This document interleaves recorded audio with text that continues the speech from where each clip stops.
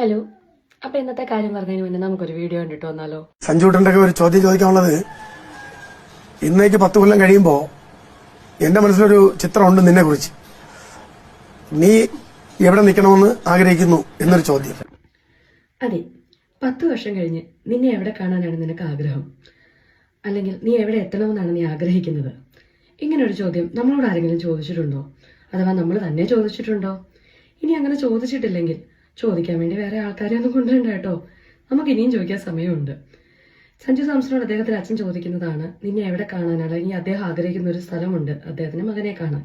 സഞ്ജു സാംസൺ അതിന് പറയുന്ന മറുപടിയും അതാണ്, ഞാൻ ഇന്ത്യൻ ക്രിക്കറ്റ് ടീമിലെ നല്ലൊരു പ്ലെയർ ആയിരിക്കും.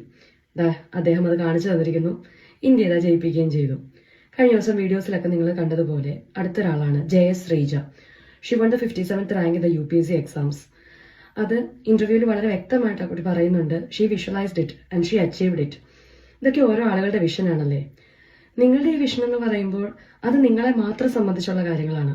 Personal or professional life, what ever it is, നിങ്ങൾ കാണുന്ന ആ വിഷൻ ഒരിക്കലും ഇപ്പോഴുള്ള സാഹചര്യത്തിൽ നിന്ന് താഴോട്ട് പോകണമെന്നായിരിക്കില്ലല്ലോ. എന്തായാലും ഉയരങ്ങളിലേക്ക് പോകണമെന്നേ നിങ്ങൾ ചിന്തിക്കുകയുള്ളൂ അല്ലേ. സോ ഇനിയും നമുക്ക് സമയം വൈകിട്ടില്ല. ഇനിയൊരു 10 വർഷം കഴിയുമ്പോൾ നമ്മളായിരിക്കുന്ന ആ മേഖലയിൽ നമ്മുടേതായ ഒരു സിഗ്നേച്ചർ വേണമെന്ന് ആഗ്രഹിക്കുന്നത് ഒരു തെറ്റാണോ? ഒരു ഫോട്ടോഗ്രാഫർ ആയിരിക്കോട്ടെ, അദ്ദേഹം നാളെ എടുക്കുന്ന ഫോട്ടോസിലൂടെ ആയിരിക്കും അദ്ദേഹം അറിയപ്പെടുക അല്ലെ.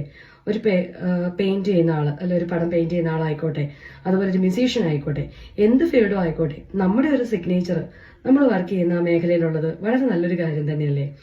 എന്നെ സംബന്ധിച്ചിടത്തോളം ഇപ്പൊ ഞാൻ ഇതൊക്കെ പറയുമ്പം എന്റെ ജീവിതത്തിൽ ഒരു എക്സാമ്പിളും ഇല്ലാതെ ഞാൻ നിങ്ങളോട് ഇത് പറയുമ്പം ശരിയാണോ? അല്ല.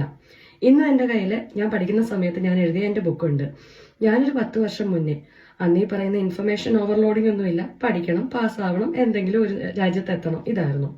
എനിവേ, എന്നെ സംബന്ധിച്ചിടത്തോളം നേഴ്സിംഗ് പഠിക്കുക, നല്ലൊരു ജോലി, ഇതുപോലെ UK എത്തുക, എനിക്ക് സ്വന്തമായിട്ടൊരു വീട്, അതായിരുന്നു എന്റെ ആ സമയത്തെ ഏറ്റവും വലിയൊരു ആഗ്രഹം. അത് 10 വർഷം കഴിഞ്ഞാൽ എന്റെ കയ്യിൽ ഉണ്ടാവണമെന്ന് തന്നെയാണ് ഞാൻ ആഗ്രഹിച്ചത്. അതേ, രണ്ടും ഇന്ന് എന്റെ കയ്യിലുണ്ട്. ഇന്നും ഞാൻ എഴുതിയ ബുക്ക് കാണുമ്പോൾ എനിക്ക് ഭയങ്കര സന്തോഷമാണ്. ഇനി ഒരു 10 വർഷം കഴിഞ്ഞ് ഞാൻ ചെയ്യാൻ ആഗ്രഹിക്കുന്ന കാര്യങ്ങളും എന്റെ മനസ്സിലുണ്ട്. അപ്പോൾ ശരിക്കും നമ്മളൊക്കെ സമയം വൈകിട്ടുണ്ടോ? ഒരിക്കലും ഇല്ല. നമുക്ക് അങ്ങനെ എന്തെങ്കിലും എഴുതി നോക്കിയിട്ടൊന്ന് സ്റ്റാർട്ട് ചെയ്താലോ? അപ്പോൾ ടാറ്റ ബൈ ബൈ.